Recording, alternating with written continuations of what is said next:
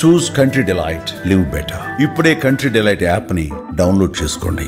గత కొంతకాలంగా మావోలకు వరుసగా ఎదురు దెబ్బలు తాకుతున్నాయి. మావోయిస్టు సుప్రీం నాయకుడు నంబాల కేశవరావు ఎన్కౌంటర్ జరిగి నెల రోజులు గడవకముందే ఆ పార్టీకి మరో భారీ ఎదురు దెబ్బ తగిలింది. ఇటీవల బీజాపూర్ జిల్లాలో జరిగిన ఎన్కౌంటర్లో పార్టీ కేంద్ర కమిటీ సభ్యుడు తెంటు వెంకట లక్ష్మీ నరసింహాచలం ఎలియాస్ సుధాకర్ మృతి చెందారు.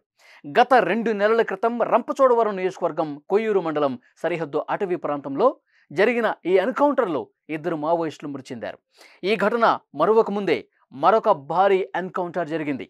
ఈ ఘటనలో 3 మావోయిస్టు నేతలు మృతి చెందారు. చనిపోయిన కీలక నేతలు ఎవరు? ఈ ఎన్కౌంటర్ అసలు ఏ విధంగా జరిగింది? ఈ స్టోరీలో చూద్దాం.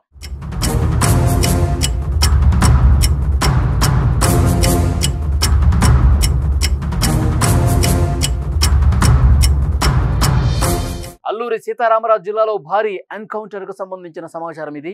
Rampachodavaram revenue division Devipatnam police station పరిధిలోని కాకావాడగండి గ్రామ సమీపంలో గల కిట్టూరు అటవీ ప్రాంతంలో గ్రేహౌండ్స్ సిబ్బందికి మావోయిస్టులకు మధ్య ఎదురు కాల్పులు చోటు చేసుకున్నాయి. ఈ కాల్పుల్లో 3 మావోయిస్టులు మృతి చెందారు.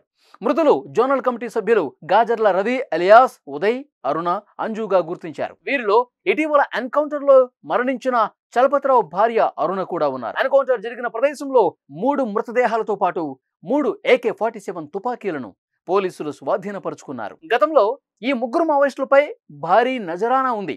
2018లో దుంబ్రిగూడ సమీపంలో కిడారి సర్వేశ్వరరావు, శివేరి సోము హత్య కేసులో అరుణ నిందితురాలుగా ఉన్నారు. అరుణ స్వస్థలం విశాఖ జిల్లా పెందుర్తి మండలం కరకవాణిపాలెం. ఉదయ్పై 25 లక్షలు, అరుణపై 20 లక్షల రివార్డు ఉంది.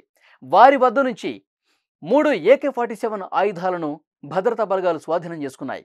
కాగా జనవరిలో ఒడిశా ఛత్తీస్గఢ్ సరిహద్దుల్లో జరిగిన ఎన్కౌంటర్లో నక్సలిజం కేంద్ర కమిటీ సభ్యులు చలపతి అలియాస్ రామచంద్రారెడ్డి చనిపోయిన విషయం తెలిసిందే. ముఖ్యమంత్రి చంద్రబాబుపై అలిపిరిలో జరిగిన దాడి కేసులో చలపతి కీలక సూత్రధారి.